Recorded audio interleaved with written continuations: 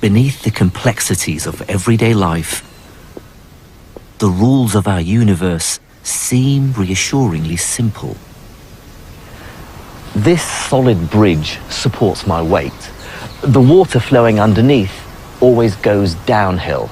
And when I throw this stone, it always flies through the air following a predictable path. But as scientists peered deep into the tiny building blocks of matter, all such certainty vanished. They found the weird world of quantum mechanics. Deep down inside everything we see around us, we found a universe completely unlike our own. To paraphrase one of the founders of quantum mechanics, everything we call real is made up of things that cannot be themselves regarded as real. Around 100 years ago, some of the world's greatest scientists began a journey down the rabbit hole into the strange and the bizarre. They found that in the realm of the very small, things could be in two places at once. That their fates are dictated by chance. And that reality itself defies all common sense.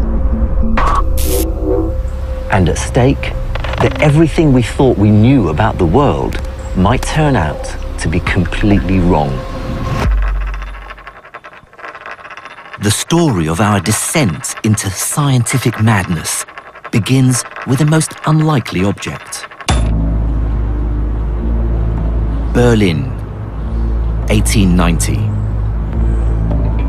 Germany is a new country, recently unified and hungry to industrialize. In this newly unified Germany, a number of new engineering companies were founded. They had spent millions buying the European patent for Edison's new invention, the light bulb. The light bulb was the epitome of modern technology, a great optimistic symbol of progress. Engineering companies quickly realized there were fortunes to be made building streetlights for the new German Empire. But what they didn't realize was that they would also unleash a scientific revolution. Strangely enough, this humble object is responsible for the birth of the most important theory in the whole of science, quantum mechanics, a theory that I've spent my life studying. And that's because back in 1900, the light bulb presented a rather strange problem. Engineers knew that if you heated the filament with electricity, it glowed. The physics that underpinned this, though, was completely unknown. But something as basic as the relationship between the temperature of the filament and the color of light it produces was still a complete mystery. A mystery they were obviously keen to solve. And with the help of the new German state, they saw how to steal a march on their competitors.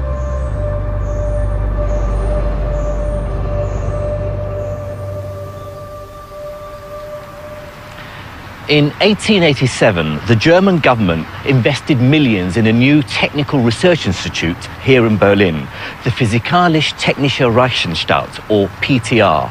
Then, in 1900, they enlisted a bright, if somewhat straight-laced scientist to help work here. His name was Max Planck.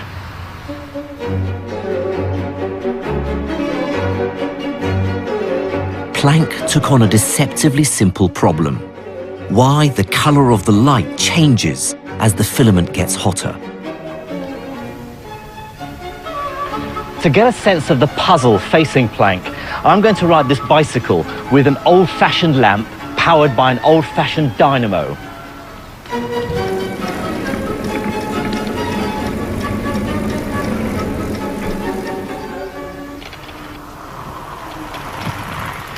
Obviously, the faster I go, the brighter the light. The more I pedal, the more electricity the dynamo produces, the hotter the filament in the lamp, and the brighter the light. But the light the bulb makes isn't just getting brighter. it's changing colour too. As I speed up, the colour shifts from red to orange to yellow. Right, now I'm going to really belt it. Now the bulb's filament is getting even hotter, but although it certainly gets brighter, the colour seems to stay the same, yellow-white. Why doesn't the light get any bluer? To investigate, Planck and his colleagues built this, a black body radiator. It's a special tube they could heat to a very precise temperature and a way to measure the colour or frequency of the light it produced.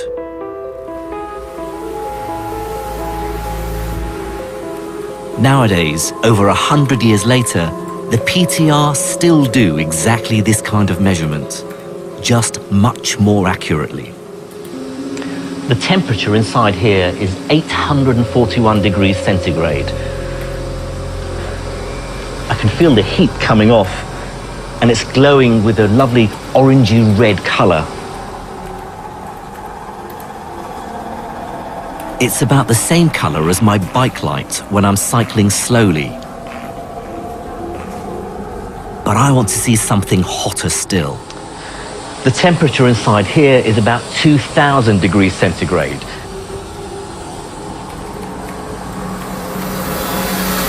And it's glowing with a much brighter, whiter coloured light.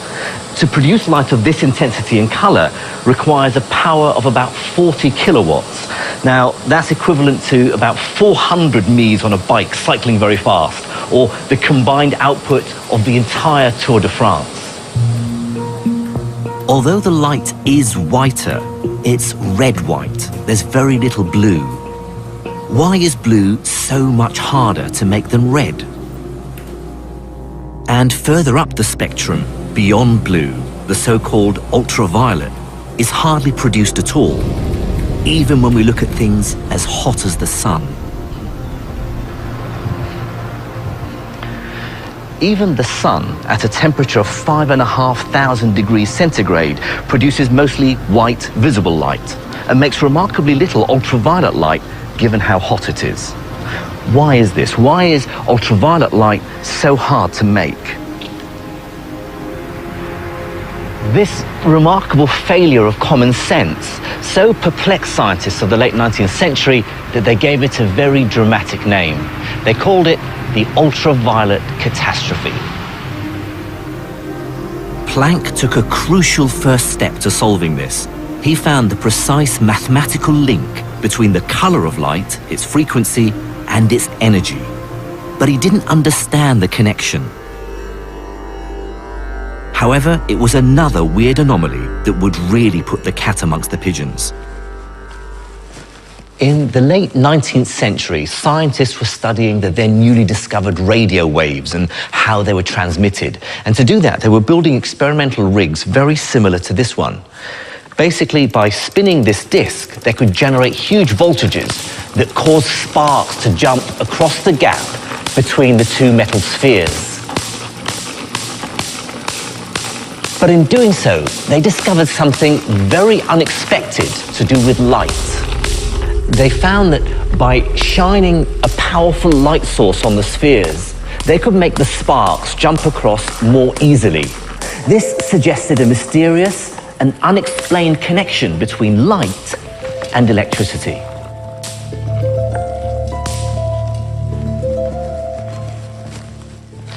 To understand what was happening, scientists used this. It's called a gold leaf electroscope.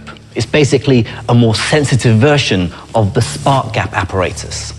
Now, first of all, I have to charge it up. What I'm doing is adding an excess of electrons that are pushing the two gold leaves apart.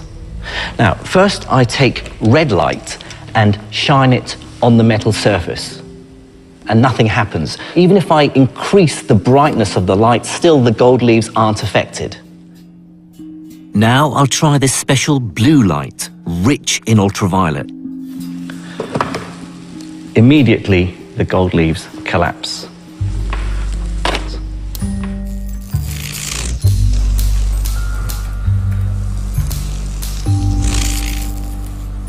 light can clearly remove static electric charge from the leaves. It can somehow knock out the electrons I added to them. But why is ultraviolet light so much better at doing this than red light? This new puzzle became known as the photoelectric effect. The ultraviolet catastrophe and the photoelectric effect were big problems for physicists, because neither could be understood using the best science of the time. The science that said quite unequivocally that light was a wave. All around us, we see light behaving in a perfectly common-sense, wavy way. Look at the shadow of my hand. It's fuzzy around the edges. We understand this as the light hitting the sides of my hand and bending and smearing out slightly, just like water waves around an obstruction. Perfectly common-sense, wave-like behavior. And here's something else. Something rather beautiful. Look at these soap bubbles. Shine a light on them and gorgeous coloured patterns emerge from nowhere. And this was easily explained if you accept that light was a wave, reflecting off the outer and inner layers of the thin soap film and breaking up into the colours of the rainbow. Rather like ripples on the surface of water, light was simply ripples of energy spreading through space. And this was as firmly accepted as the fact that the Earth was round. But although this wave theory worked perfectly well for shadows and bubbles, when it came to the ultraviolet catastrophe and the photoelectric effect, the wheels started coming off. The problem was this: how could light do this? To truly grasp how absurd this phenomenon was, it might be useful to consider how waves in water behave.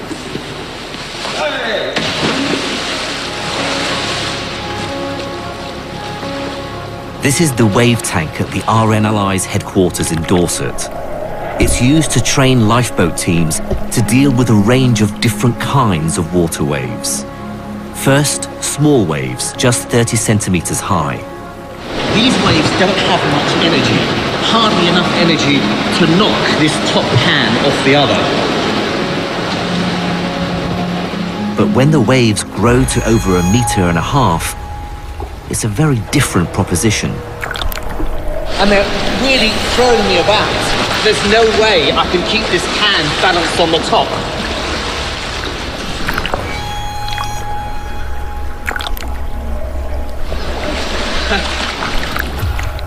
It's clear what water waves are telling us. Bigger, more intense waves have more power. They easily knock me and the cans around.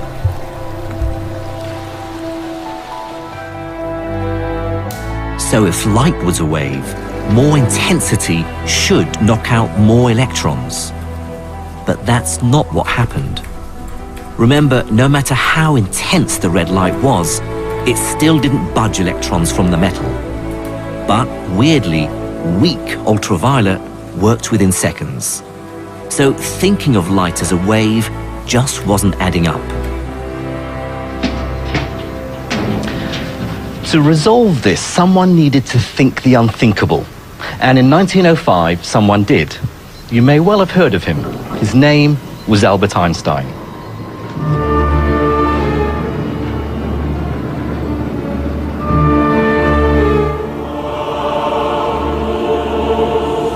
This is the Archenhold-Sternwarte Observatory in Berlin. Perched on top is a strange, huge iron and steel construction. But it's not a gun. It's actually a telescope. Built in 1896, the telescope was one of the largest of its kind in the world and made the observatory the go-to place to engage and astound the public in new science. Albert Einstein gave a very famous public lecture here on his theory of relativity, which is, of course, what he's most famous for. But it's not the work that won him the Nobel Prize.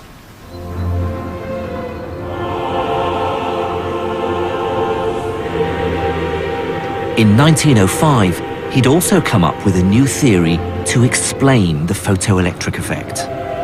And what he suggested was revolutionary and even heretical. He argued that we have to forget all about the idea that light is a wave and think of it instead as a stream of tiny bullet-like particles. The term he used to describe a particle of light was a quantum. To Einstein, a quantum was a tiny lump of energy. And although in 1905 the word wasn't new, the idea that light could be a quantum seemed crazy. And yet, following Einstein's heretical line of thought to its logical conclusion, solved all the problems with light at a single stroke.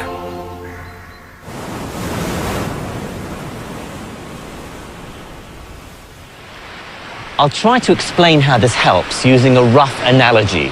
Of course, like all analogies, it's far from perfect, but hopefully it'll give you a sense of the physics to help you understand why thinking of light as a stream of particles solves the mystery of the photoelectric effect. In this analogy, these red balls represent Einstein's light quanta. And those cans over there are the electricity held in the metal. Now, in the original experiment, they made electricity flow from the surface of the metal by shining light on it. In my analogy, I'm going to try and knock those tin cans over using these red balls.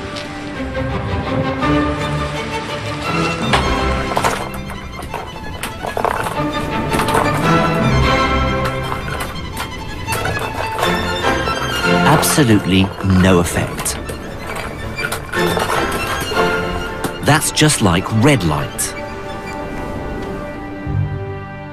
According to Einstein, each particle of red light carries very little energy because red light has a low frequency. So even a very bright red light with many red light particles can't dislodge any electrons from the metal plate, just like the red balls. Now I'm going to use heavier balls, like these blue golf balls, and I'm going to try and knock off the tin cans with these.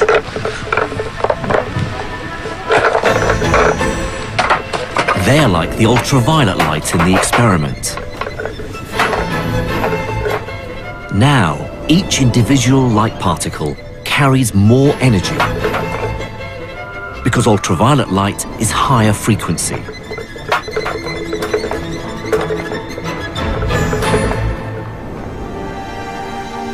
Just a few of them, like a dim ultraviolet light, are enough to knock the electrons out of the metal plate and collapse the gold leaf. So Einstein's idea that light is made up of tiny particles or quanta is a wonderful explanation of the photoelectric effect. I remember when I first learnt about this, being blown away by its sheer elegance and simplicity. But what's more, Einstein's nifty idea also helped solve Planck's mystery of the light bulb. There was more red than ultraviolet because ultraviolet quanta took so much more energy to make, about 100 times more energy. No wonder there are so few of them. That moment at the beginning of the 20th century signaled a genuine revolution because it demonstrated that the kind of physical science that people were doing right back to Newton and Laplace and people like that, that you needed a completely new approach. Physics has never recovered from that moment in the sense that it's built on that moment. That's where modern physics really began. But Einstein's theory also left physicists with a dizzying paradox, defying all common sense. Light was definitely a wave, which explained shadows and bubbles. And now it was definitely a particle too, Einstein's quanta, explaining the photoelectric effect and the ultraviolet catastrophe. Then, just a few years after Einstein's brilliant, crazy idea, the paradox got a lot deeper and a whole lot weirder. because what seemed to be a curious mystery about light was about to become a battleground about the nature of reality itself.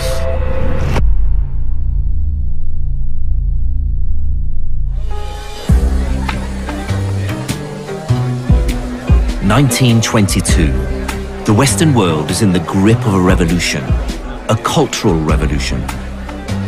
James Joyce's Ulysses is published. Stravinsky is at the height of his powers, and Chaplin has just released his first serious movie. The Ottoman Empire collapses. Europe is still recovering from the war to end all wars, in which millions of men lost their lives. Russia is newly communist. Meanwhile, America is exporting jazz to the world. Thank you.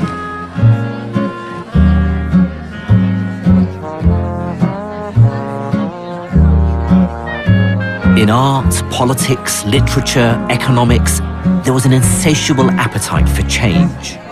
This was the birth of modernism. You got a heart that there's no way of knowing. Can see where you are, but can't see where you're going. And I'm stuck here still. I'm tangled up with you. This whole world can be so uncertain.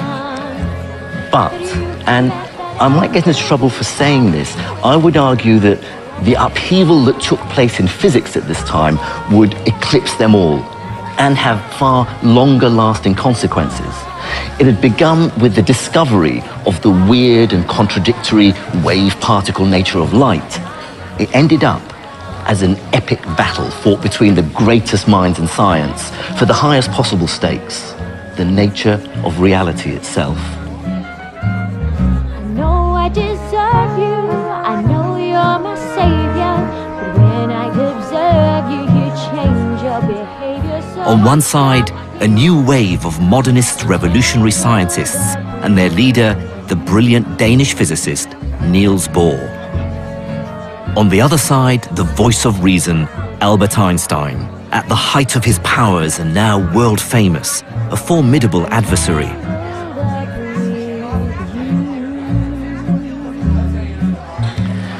The battle raged for decades. Actually, in some ways, it still does. It was fought across the world in universities, at conferences, in bars and cafes.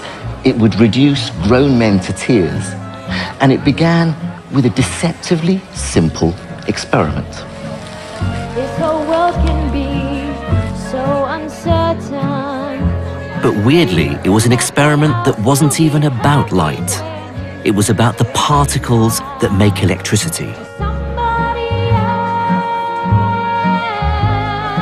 will I. In the mid-1920s, an experiment was carried out at Bell Laboratories in New Jersey in America, which uncovered something entirely unexpected about electrons. Now, at the time, it was accepted without question that electrons were these tiny lumps of matter, small but solid particles like miniature billiard balls.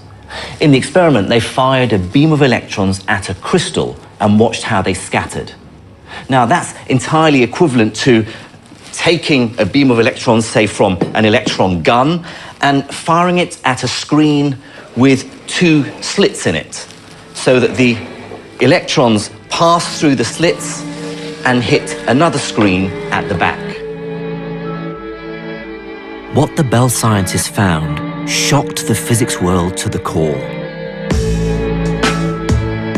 To understand why, consider a similar experiment with water waves.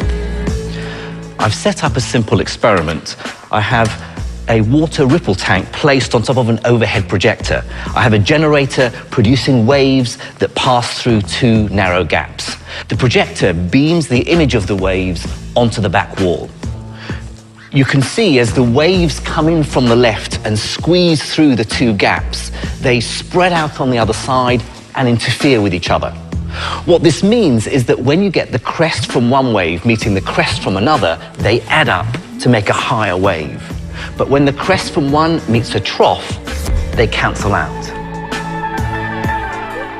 This gives rise to these characteristic lines leading to the signature wave pattern. bands of light and dark. Whenever you see these light and dark bands, the signature wave pattern, you know without doubt that you've got wave-like behavior.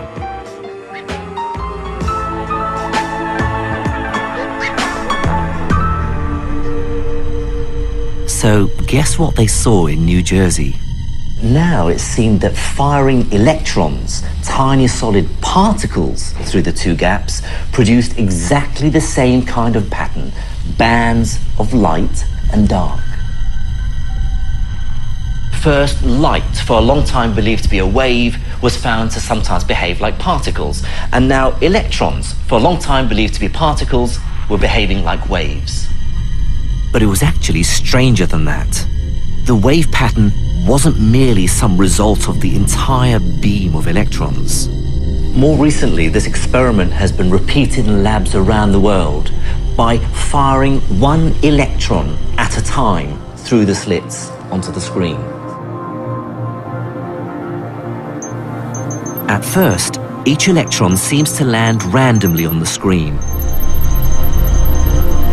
But gradually a pattern forms. The signature wave pattern. Let me be quite clear about just how weird this is.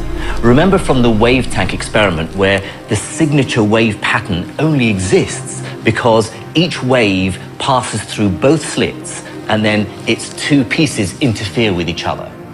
But here, every individual electron, each single particle, is passing alone through the slits before it hits the screen. And yet, each single electron is still contributing to the signature wave pattern. Each electron has to be behaving like a wave.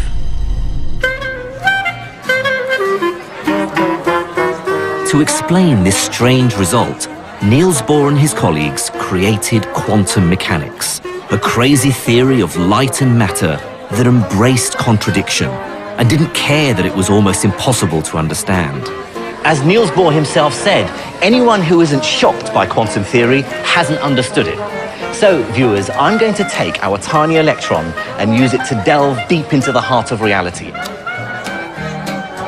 And yes, prepare to be shocked, because this is the only way to explain what we observe when a single electron travels through the slits and hits the screen. Quantum mechanics says this: we can't describe what's traveling as a physical object. All we can talk about are the chances of where the electron might be. This wave of chance somehow travels through both slits, producing interference just like the water wave. Then, when it hits the screen, what was just the ghostly possibility of an electron mysteriously becomes real. Let me try and capture just how weird this is with an analogy. If I spin this coin,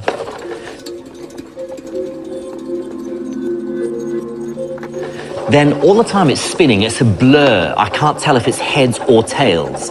But if I stop it, I force it to decide, and it's heads. So before, it was sort of not heads or tails, but a mixture of both. But as soon as I've stopped it, I've forced it to make up its mind. This is what Bohr and his supporters claimed was happening with our electrons.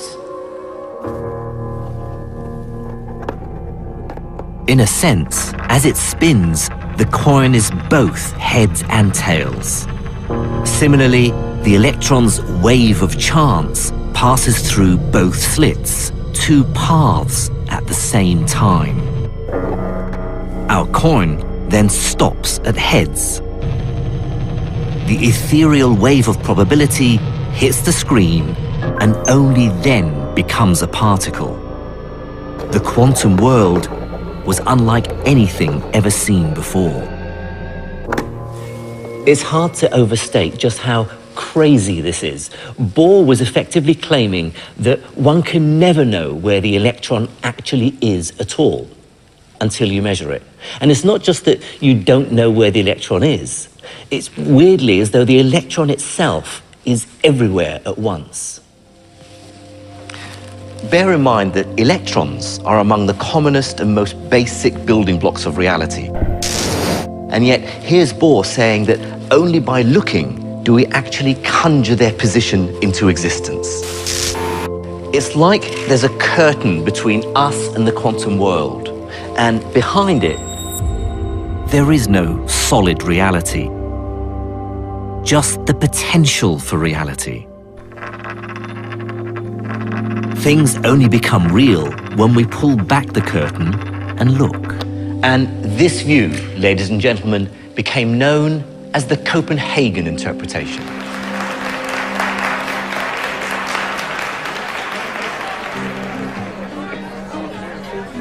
Persuasive as it might seem, many people couldn't stomach Niels Bohr's outlandish ideas, and they found a natural leader in the most powerful man in science. Albert Einstein hated this interpretation with every fibre of his being. He famously said, "Does the moon cease to exist when I don't look at it?" He was very unhappy because it gave limits to knowledge that he didn't think should be final. He thought there should be a better underlying theory. Over the next 10 years, Einstein and Bohr would argue passionately about whether quantum mechanics meant giving up on reality or not. Then, with two other scientists, Nathan Rosen and Boris Podolsky, Einstein thought they'd found a way to win the argument.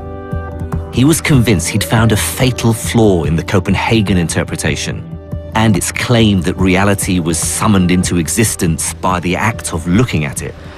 At the heart of Einstein's argument was an aspect of quantum mechanics called entanglement. Now, entanglement is this special, incredibly close relationship between a pair of quantum particles whose fates are intertwined. For example, if they were created in the same event.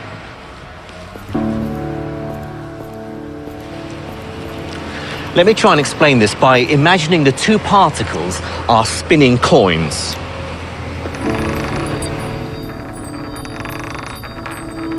Imagine these coins are two electrons, created from the same event and then moved apart from each other. Quantum mechanics says that because they're created together, they're entangled. And now many of their properties are forever linked, wherever they are. Remember, the Copenhagen interpretation says that until you measure one of the coins, neither of them is heads or tails. In fact, heads and tails don't even exist. And here's where entanglement makes this weird situation even weirder. When we stop the first coin and it becomes heads, because the coins are linked through entanglement, the second coin will simultaneously become tails. And here's the crucial thing. I can't predict what the outcome of my measurement will be, only that they will always be opposite. Einstein seized on this, because it meant that something was happening between the two coins that was almost too crazy to imagine. It's as if the two coins are secretly communicating instantaneously across space and time, even if the first coin was on Earth and the other was on Pluto. Einstein refused to believe this instantaneous, faster-than-light communication. His theory of relativity said that nothing could travel that fast, not even information. So how could one coin instantaneously know how the other would land? He disparagingly called it spooky action at a distance and claimed it was a fatal flaw in the Copenhagen interpretation. What's more, he had a better idea. Einstein believed there was a simpler interpretation, that somehow the destiny of the two coins, whether or not they ended up heads or tails, was already fixed long before we observed them. He said that although it seemed the coin was deciding to be, say, heads at the moment of observation, actually that decision was taken long before. It was just hidden from us. In Einstein's mind, quantum particles were nothing like spinning coins. They were more like, say, a pair of gloves, left and right, separated into boxes. We don't know which box contains which glove until we open one. But when we do, and find, say, a right-handed glove, then immediately we know that the other box contains the left-handed glove. But crucially, this requires no spooky action at a distance. Neither glove has been altered by the act of observation. Both of them were either left or right-handed glove from the beginning, and the only thing that has changed is our knowledge. So, which is the true description of reality? Bohr's coins, which only become real when we look at them, and then magically communicate to each other? Or Einstein's gloves, which are hidden from us, but are definitely left or right from the beginning? In other words, is there an objective reality, as Einstein believed, or not, as Bohr maintained? In the late 1930s, as the world plunged into war, there was no way to answer this question. The battle to understand the nature of reality was deadlocked.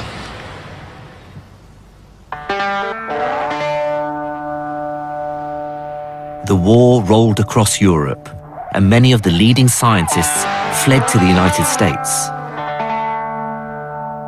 Then, as the Second World War led inexorably to the Cold War, American science, backed by dollar bills and a new vision of the future, boomed.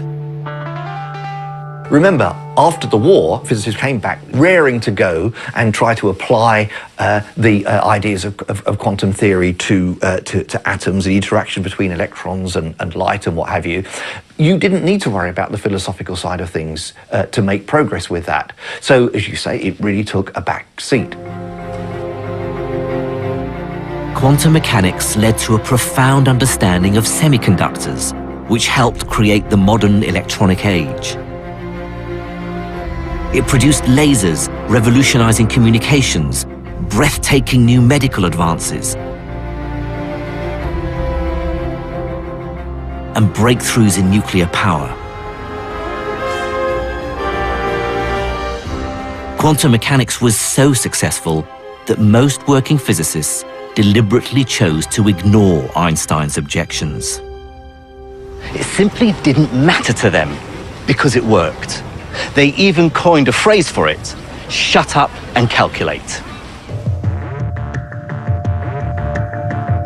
And the price for this success was that Bohr and Einstein's debate on the reality of the quantum world was simply brushed under the carpet. And amidst all this success and pragmatism, there were few who still worried what it all meant. But as the 50s rolled headlong into the 60s, one lone dissenter worked out how to settle the argument once and for all.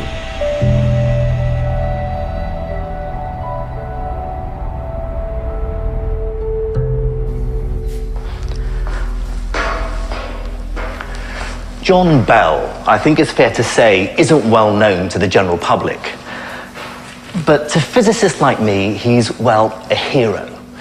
He was an original thinker with real courage in his convictions, and the story of his rise to become one of the greats of physics is made even more remarkable when you consider how he started.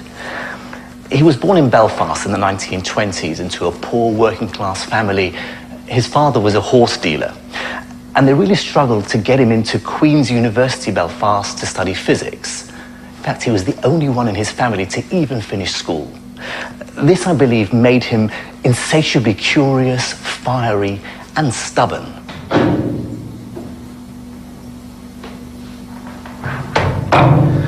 I remember meeting John Bell in 1989, a year before he died.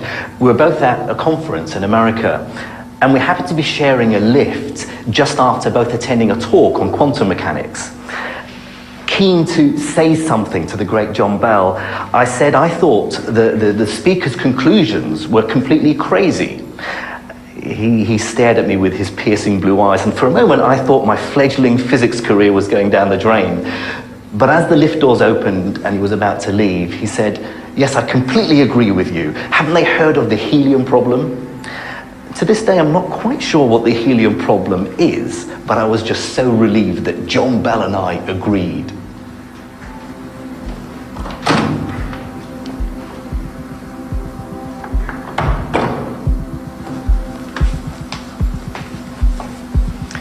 For many years, he worked here at Britain's Atomic Energy Research Centre at Harwell, who built this early experimental nuclear reactor called Dido.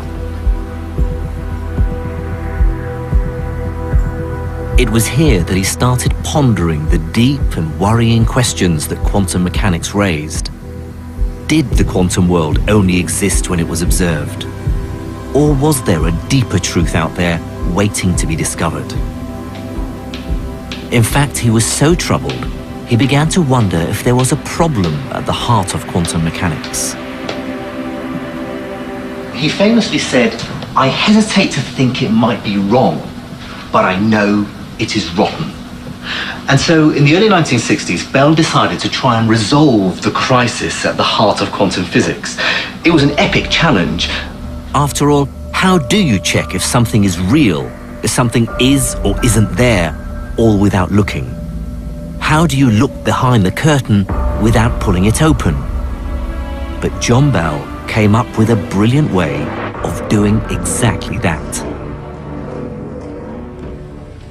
I think this is one of the most ingenious ideas in the whole of physics. It's certainly one of the most difficult to understand and explain, but I'm going to try and have a go, and yes, I'm afraid I'm going to use another analogy. This time, I'm going to play a game of cards, but it's one for the highest possible stakes, the nature of reality itself. The card game is against a mysterious quantum dealer. The cards he deals represent any subatomic particles, or even quanta of light, photons. And the game we'll play will ultimately tell us whether Einstein or Bohr was right. Now, the rules of the game are deceptively simple. The dealer is going to deal 2 cards face down. If they're the same colour, I win. If they're different colours, I lose.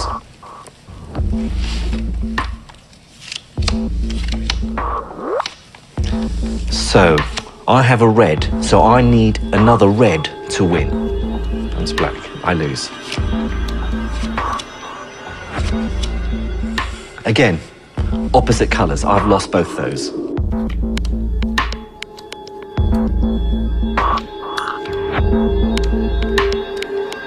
That's 4 in a row.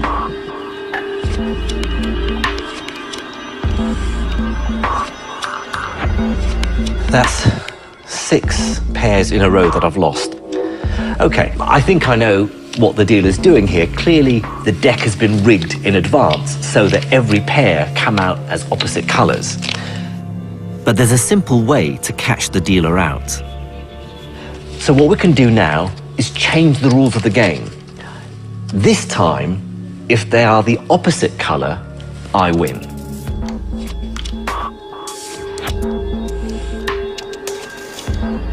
But once again, every time, my evil quantum opponent beats me.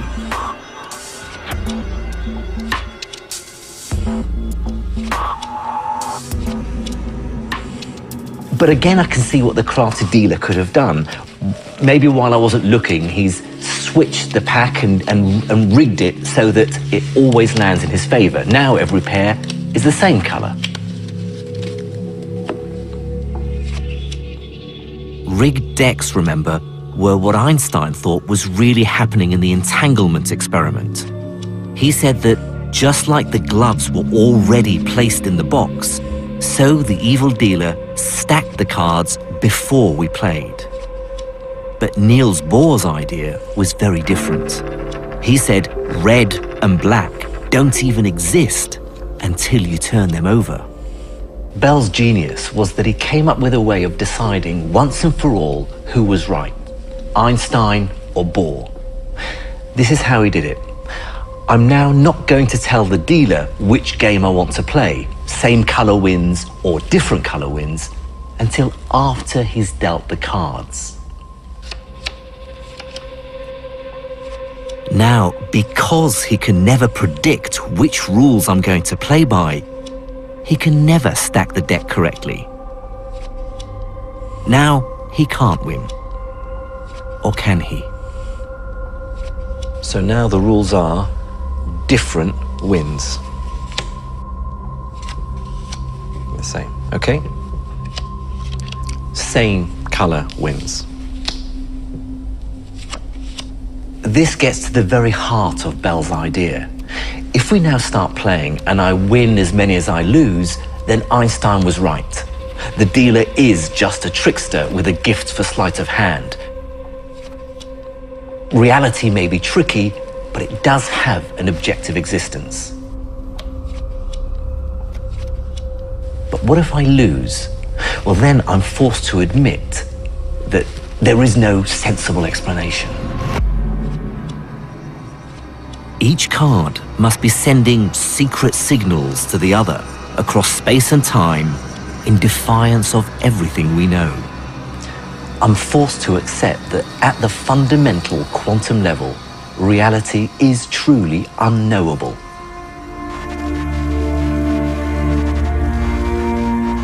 Bell reduced this idea into a single mathematical equation that tells us once and for all what seemed unanswerable: how reality really is.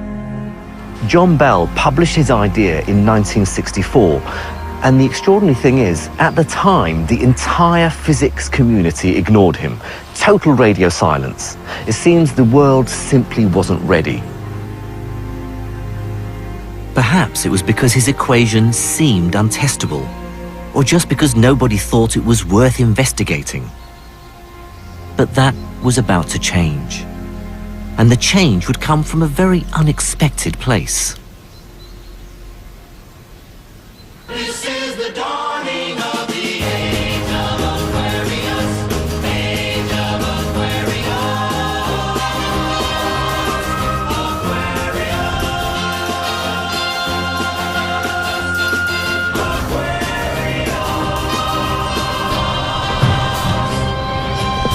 America was in crisis over Vietnam, Watergate, feminism, the Black Panthers.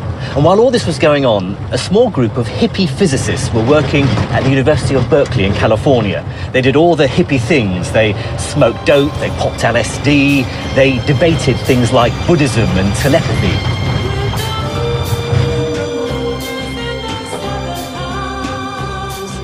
And they loved quantum mechanics. In its weird version of reality, they saw parallels with their own esoteric beliefs.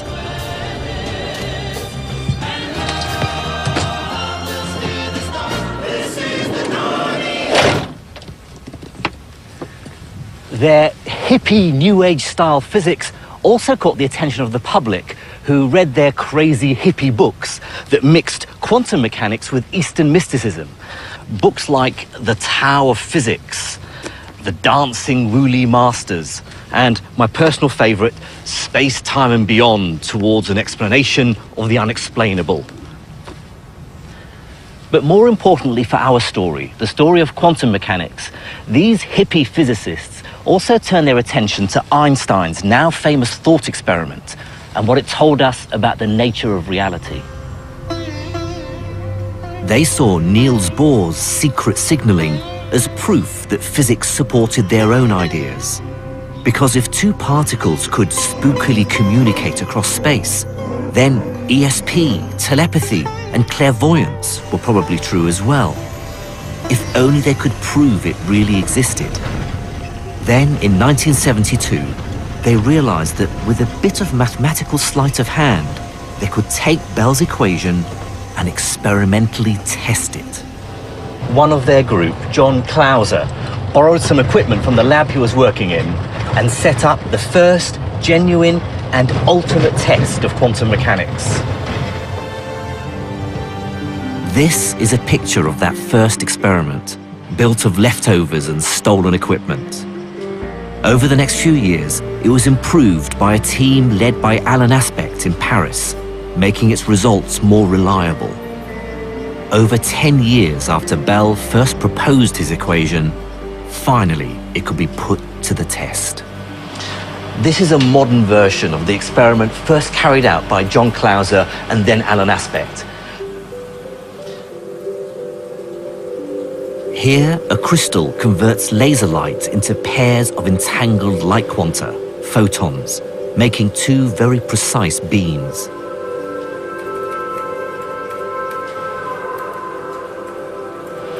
These photons are passed round and bent back again until they pass through these detectors. The two photons are like the two cards the evil dealer places in front of me. We'll measure a property of the photons called polarization, which is equivalent to the color of the playing cards in my game. So, for instance, winning with two matching red cards might be the same as two photons with matching polarization. But because this is quantum mechanics, it's more complicated than my simple card game. And these dials here allow me to measure a second property of the photons as well. Now that's equivalent to me not only trying to guess the color of the face of the cards, but also trying to guess the color of the back of the cards. Okay, so we're now going to switch on the laser and start the experiment.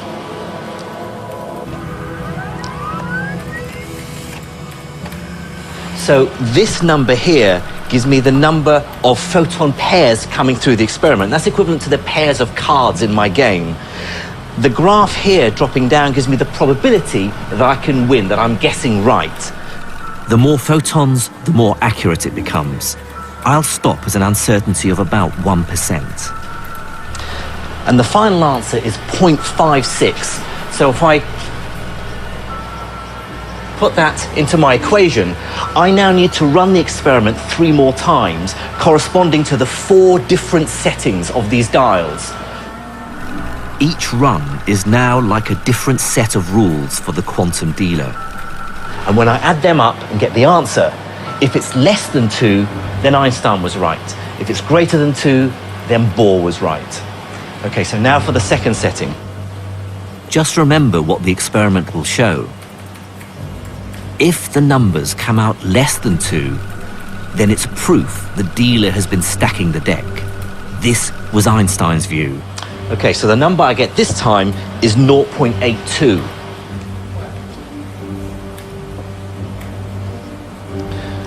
Now reset for run 3.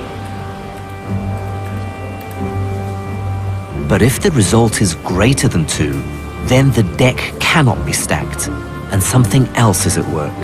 Okay, so the run 3 result is minus 0.59. And finally, run 4. This last number will finally reveal if the world follows common sense or something much more bizarre. Okay, so our final result is in, and it's 0.56. So if we turn the laser off, right, I better just work out the answer.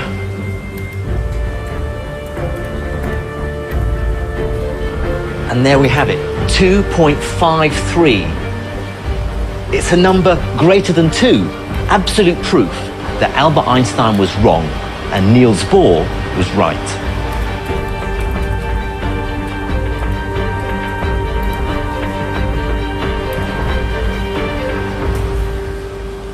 The significance of this result is simply enormous. Just remember what it means. Einstein's version of reality cannot be true. No amount of clever jiggery-pokery with our experiment can cheat nature. The two entangled photons' properties couldn't have been set from the beginning, but are summoned into existence only when we measure them. Something strange is linking them across space. Something we can't explain or even imagine other than by using mathematics. And weirder, photons do only become real when we observe them.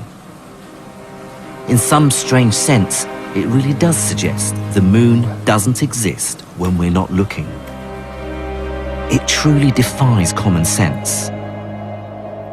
No wonder towards the end of his life, Einstein wrote, "All these 50 years of conscious brooding have brought me no nearer to the question, what are light quanta? Every Tom, Dick and Harry thinks he knows it, but he is mistaken." The experiment only confirms this. Whatever is happening, we just don't understand it. But it doesn't mean we should stop looking. While it's true that Einstein's dream of finding a reasonable, common-sense explanation was shattered for good, my own personal view is that this doesn't necessarily banish physical reality. Like Einstein, I still believe there might be a more palatable explanation underlying the weird results of quantum mechanics. But one thing is clear. Whether there are physical, spooky connections, whether there are parallel universes, whether we bring reality into existence by looking, whatever the truth is, the weirdness of the quantum world won't go away. It'll rear its ugly head somewhere. 120 years ago, the greatest scientific revolution ever was brought about by a light bulb. And scientists are still using powerful light sources, like X-rays, to unlock nature's mysteries. This is the Diamond Light Source. It's Britain's single largest science facility. The X-rays produced here are 10 billion times more powerful than a hospital X-ray. With that sort of power, scientists can slice into matter and glimpse those quantum secrets inside.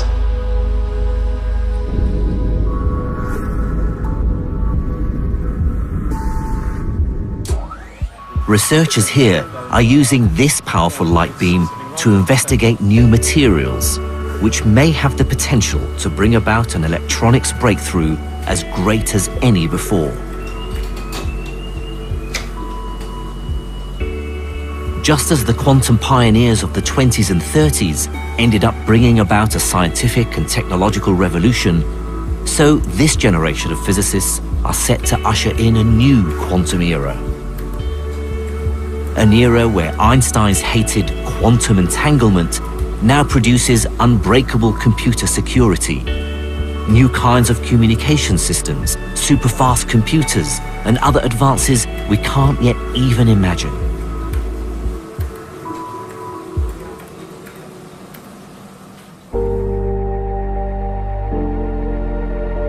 And this is why quantum mechanics thrills and frustrates me. It's capricious, it's counterintuitive, it even sometimes feels just plain wrong. And yet, it still surprises us every day. And I, for one, believe that our knowledge of the quantum world is still far from complete, that there are greater truths about nature yet to be discovered. And that's still what keeps me awake at night. Next week, join me as my journey into the quantum world gets even more surprising. I investigate how its weird rules are crucial for life and how the bizarre behavior of subatomic particles might even influence evolution itself.